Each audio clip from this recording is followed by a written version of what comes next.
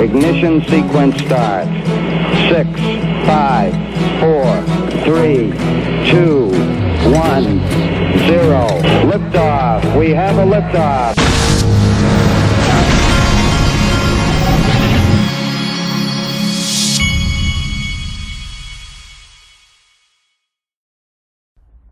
Hey everybody, this is the Digital Asset Investor, and Lingto has added a bunch of Ripple equity. And as I always say, this might be the last time. We don't know for sure, but I think that this is just one of those things that at some point everybody's going to be like, oh man, I had those opportunities and I blew it. Linkto's airdropping $1,000 in XRP to every Lingto member who invests in the company Ripple using their Uphold wallet. The promo starts tonight, March 29th, 2022. Are we at March 29th? I'm looking here. Yes, today's March 29th. And then it ends on March 30th at 2022, 12 a.m. Pacific time. So go check it out if you're an accredited investor, and who knows, you might be an accredited investor and not know it. Check it out. Our old buddy Mike Novogratz was on CNBC today because only Bitcoin or Ethereum maxis are allowed to come on there to really talk for any period of time. So here you go. To say that Bitcoin bounced off 33,000 or 34,000 a couple of times since the war began, we've seen that happen. I'd hesitate to say that is that long-term support. Is that long-term support? What is long-term with Bitcoin? Where are we right now? You know, early in the year, I thought we would be 30,000, 50,000. But I also thought stocks would be a little softer than they are. And I think, you know, maybe what I got wrong was with all this selling in fixed income, that money's got to go somewhere. We certainly see increased adoption in crypto. I mean, Janet Yellen pivoted and was much more friendly to crypto. You heard that too, huh? Yeah. Than she'd ever been. That's basically, you know, politicians listening to their constituents and getting to the president. And so there was no magic there. There was, you know, I'm getting calls from senator after senator. Hey, can you help educate? Can you help me figure this out? And so I think people have realized crypto is really popular, and I think you're going to see the Democrats take a softer stance. I mean, it was very interesting in that, you know, presidential decree, there was no Elizabeth Warren or Gary Gensler voice in that thing. And they had been running kind of crypto policy until then. And so I think that's a positive, but mostly we're just seeing adoption. You know, states saying they'll take taxes, countries, you know, participating, sovereign wealth funds getting involved, pension funds getting involved. And so, you know, we're still early in this adoption cycle. And so I'm much more optimistic than I was even, you know. The irony is it's all of the people that he promoted putting in office that have been so anti-crypto. And then here, now this is rich right here. The same people that Mike Novogratz, he's a big political guy. And I don't do politics on this show, but I have been paying attention. He's big politics. All the people who are now proposing that he pay taxes on his unrealized gains, being a billionaire that he is, now he has a problem with it. Well, he put them there, so you need to sleep in that bed, Mike. Shifting gears a little, Mike, how would you get at some of the unrealized gains that a lot of the really wealthy in this country have? And the outsized gains have gotten larger. There's a lot of reasons, I guess. There was the pandemic, there's the Fed. Obviously, people that have assets appreciate, and they have those. Do you think that constitutionally the government only has the ability to tax income, or do you think it has the ability to call unrealized capital gains income? I just think wealth tax. Let's start with practically. It's just a crazy idea practically. I mean, I think of, you know, I'm not going to play any more of that, but yeah, it's a crazy idea. It's the people you wanted to have in office, Mike. All right. The liquidity index set an all-time high yesterday. All-time high 9.9. Wait a minute. Yeah, it's 9.2 million. It was 9 million or so. Okay, so something's going on there. Now let's go to here. Somebody dug up an old tweet from Vitalik and JP. If you find out JP Morgan cheated, this is from 2017. If you found out JP Morgan cheated you or abused its power, can you and other dissatisfied customers split off and make JP Morgan classic? So he's trying to make the point of how great Ethereum is, but the problem is that there's a good chance JP Morgan is one of the disguised whales from the Ethereum ICO. But see, we don't know that. We can't find that out because Vitalik Buterin and Joseph Lubin have never had that audited. And I don't hear them calling for an audit. They should be calling for an audit just to be transparent and say, oh, well, there was nothing nefarious about this. The ownership of Ethereum is not consolidated amongst a few venture capitalists and banks. Here, we'll show you. They don't want to do that. Why? They would rather point at Ripple and say, oh, you've shown us that you guys own a lot of the XRP.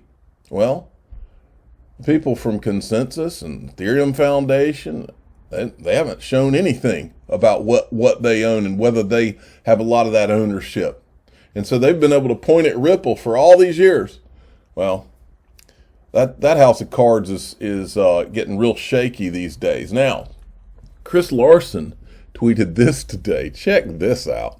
Last year, I published an op-ed calling for Bitcoin to consider a move away from proof of work to a low-energy validation method. Today, I'd like to share an update on how my thinking has evolved on this front. While I still believe moving to low-energy consensus mechanism is most climate-friendly long-term solution, I recognized it's no easy feat. Today, the U.S. hosts 40% of the hash rate. Climate-conscious miners like these guys strive to use 100% renewables, On the other hand, plenty of miners are repurposing old coal gas plants and not being responsible stewards of the amount of power they're increasingly using, jacking up energy bills for residents, sucking power from the grid. This is unacceptable. The time for change is now. Now, this is where it gets interesting, folks. The time for change is now. As prominent capital market participants drive crypto liquidity, ESG and sustainability will only become more front and center. Ethereum, the second largest market cap for now, recognized this early on and is very close to switching to proof of stake. Now, folks, if you think that is not a shot at the Ethereum guys, if you think that Chris Larson has not been paying attention to the things that all of these people, the sleuths and whatnot, have been finding during this SEC case. If you think, you know what I believe? Let me tell you what I believe. I probably never said this on this channel. I believe that we uncovered things that Chris Larson and Brad Garlinghouse and the people at Ripple had no idea had gone on.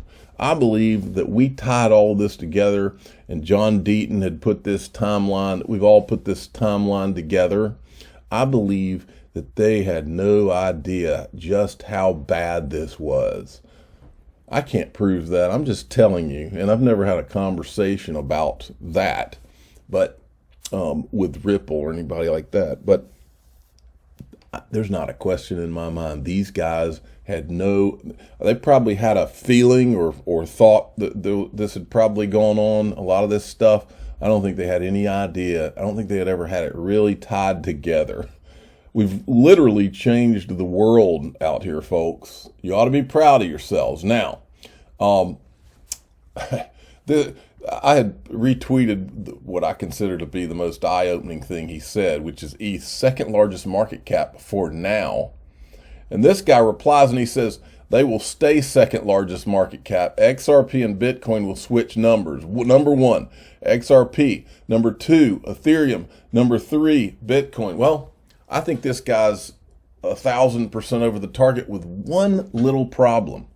Number one, XRP. Number two, XLM. Number three, Ethereum. And number four, Bitcoin. And I don't even think that these two hold their spots for very long, because I think they're about to have to prove themselves technologically, which they've never had to do, on a level playing field. And when that happens, it's freaking game over. I know it's game over for Bitcoin if they're not changing from proof of work, because the second it loses that top spot, there's no reason to own it, because it's a dinosaur and always has been. All right. Now, Ryan Selkis did not like Chris Larson's tweet. Now, we know Ryan Selkis is a Bitcoin Ethereum maxi. He says, Chris Larson, who in a just society would be in jail for bad faith investor misrepresentations he and his team made regarding their XRP sales, is spending money attacking the industry that created his ill-gotten multi-billion-dollar fortune. Judas. All right, that's a real nasty tweet, isn't it? Well, he and his Bitcoin, Ethereum, Maxi friends, media, government friends, so-called crypto industry groups, and on bashed Ripple for almost a decade because their proof of work products couldn't compete on a level playing field. So they tried everything. 2 words they will never shake: disguised whales. And Digital Perspectives tweeted it out again appropriately. Ryan Selkis, I don't like to see crypto infighting when the SEC is the true enemy, but Ryan, please help me understand your silence to Joseph Lubin's teaching disguised identities as sound business regulatory approach, and how you as a lawyer justify your righteousness to XRP. 2 words these know-it-all types like him will never address: disguised whales, because they can't. And then I tweeted this out because it's 1,000% true, folks. I know it. After almost a decade in crypto, I am 100% convinced of one thing. There's been a well-coordinated plan by the crypto industry, Bitcoin, Ethereum, proof of work maxis, to blackball Ripple and XRP by any means necessary. Not a doubt in my mind. And we know who they are too. Oh yes, we know the names. We know exactly who they are. We know the names of the companies, the organizations. We know exactly who was involved. Now, I remember when I was in a fraternity, if you wanted to blackball a member in the fraternity, it had to be a unanimous vote. It had to be everybody in the fraternity. They had to vote. That's the only way you were going to get rid of that blackball and get rid of that one person that didn't need to be there or whatever. I believe that at some point, these people early, like back in 2012, 13, these people got together and they said, look, this XRP thing is a real threat, and we're going to have to do something about this. I think that it involved some of the major incumbent banks too. And I think it has been coordinated, not a question in my mind. All right, now Stefan Huber has done a whistleblower alert this morning. The first part of this, who you're looking at here, is Valerie Chapinick. She's at the SEC. I want you to listen to what she says. I think one of his main points was that it's helping, or it's like the asymmetry. Sorry, you may remember from Seinfeld, this guy's a low talker. You guys are always talking about asymmetry. You don't want to have a retail investor who doesn't know what's going on and somebody's selling them a security and they're hiding things from them. So if that asymmetry kind of disappears, isn't that a valid way of thinking about that in this new sort of context? Yeah, that's a key point. So under the registration provisions of the federal securities laws under the 33 Act really has to do with full and fair and complete disclosure. So when you're buying into an enterprise, you want that, the retail investor is a good example, but you want that party that has information asymmetry. They don't have all the information of that centralized party that's going to promise that they're going to undertake efforts to make your investment profitable. You want that purchaser to have all the material information that they need in order to make an informed decision whether to purchase, whether to invest. So that's really what the information asymmetry point is. The disclosure provisions of federal securities laws are meant to level the playing field so that when a purchaser purchases something, they purchase going with their eyes open, full knowledge. So I'm not going to play that again, but you know what that is. That's Joseph Lubin bragging about how you can buy Ethereum in multiple identities, and he's going to help disguise whales. So how can there be full disclosure if nobody to this day has audited that? To this day. And Valerie Chapinick hasn't said a word about it.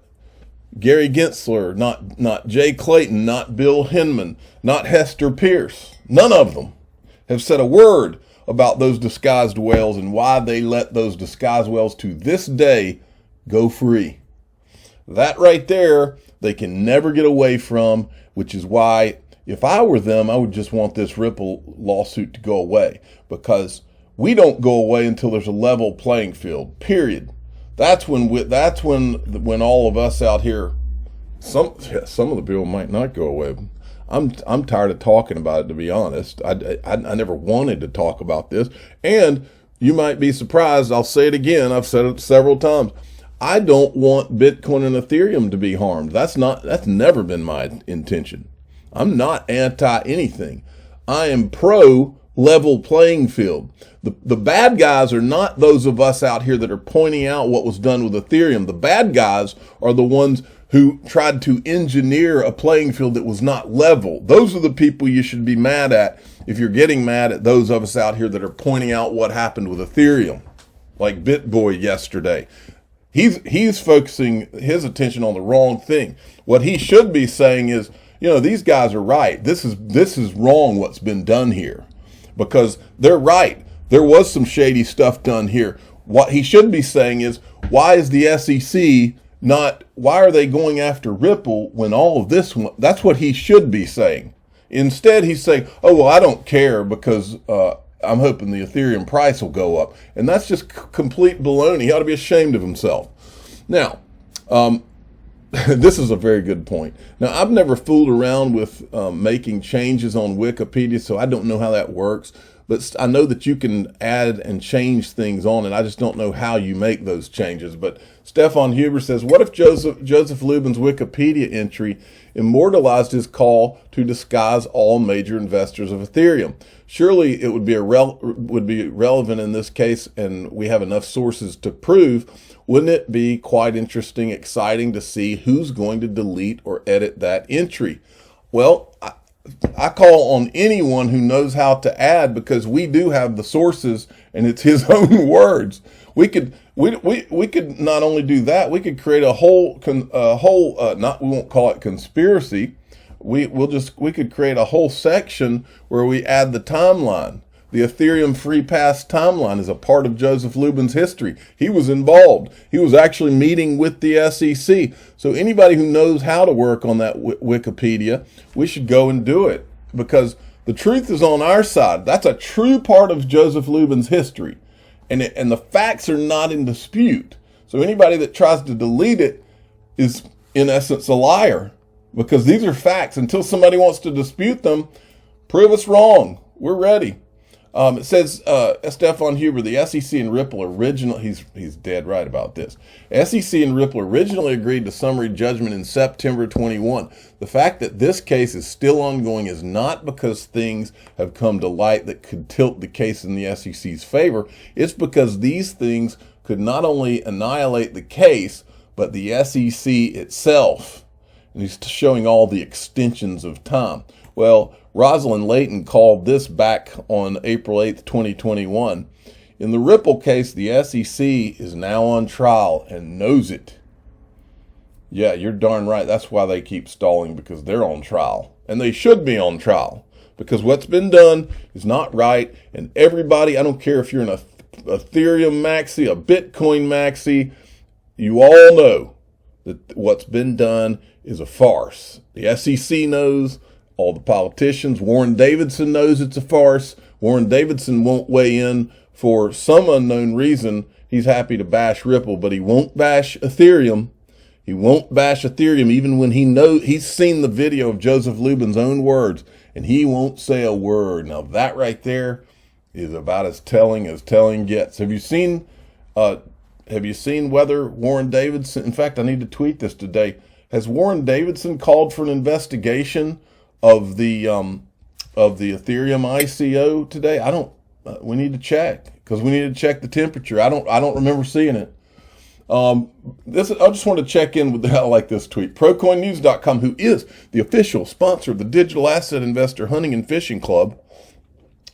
XRP over $5 by July. 73% of people think yes. Look, you get rid of this case, and XRP is that and some by July. I'm the digital asset investor. I'm not an investment advisor. This is for entertainment purposes only. Please subscribe, hit the like button, tell your friends and family. XRP $5 by July. Well, give me a case resolution.